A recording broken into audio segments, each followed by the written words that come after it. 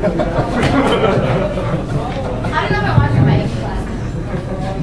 Just stand on a chair.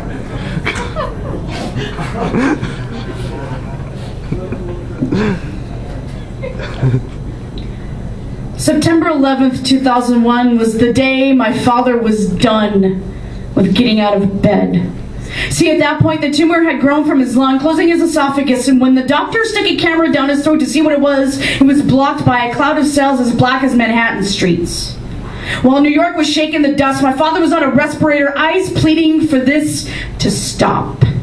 You can't put cancer out like a fire. It doesn't make ash carried off by the wind. While America was busting out its dusty flags, I was holding my father's IV'd hand in the hospital, praying the surgery that would remove the tube would be successful. And luckily it was, but luck, just like everything, is entropy. Eventually it runs out. And as my friend in the National Guard was sent to babysit ammo in California, I was feeding my father crushed Ambien and juice boxes of Ensure into his gastrointestinal tube, kissing him goodnight on the cheek, trying not to smell the death all over him, and hoping he'd be up watching TV the next morning. For 3 months he was.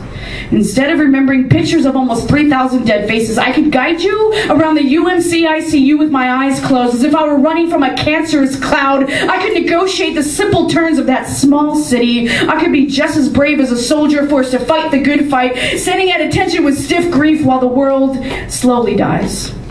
When we bombed Afghanistan in October, my father merely coughed. He was so tired by then that even if a bomb went off right there in the hospital, he'd want to be the one wearing the vest. So I can attest that war is fucking stupid, and I was never invested enough to give a fuck because my father was dying. I'm not out protesting in the streets because who has a sit-in against a disease worse than fundamentalism, ego, hate, or ignorance? It's not like you can pump politicians with chemotherapy in the hopes they'll shrink away, but like everything, they too have their own entropy. Cancer, as hard as you try, is just an expanding universe using your body as its billboard, and like fire, it will destroy your body. It will make you not want to get out of bed for the rest of your life. There was no 21 gun salute at my father's service. His name will never be read at a memorial among so many dead. It took firefighters 3 months to put out the fire at Ground Zero. Dad would be dead 4 days later. See, you can only truly kill cancer by dying. Maybe it'd be better to jump out of a window or watch the sky fill with smoke as 100 floors collapse like lungs. So I'm sorry if I'm not out there saying fuck the president, because just as the sky went silent on September 11th at 9:26 a.m., it became stuffed with stars on December 23rd at 4:10 a.m. and both made me not want to get out of bed. And I'm sorry if my patriotic duties to the memory of my father are not screaming anti-war slogans. I don't even watch the memorials anymore. And my National Guard friend went to Iraq twice. And just like cancer, I don't know what to do about it.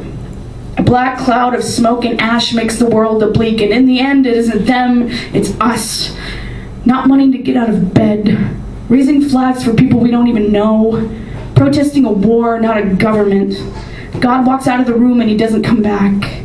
Even he runs out of entropy.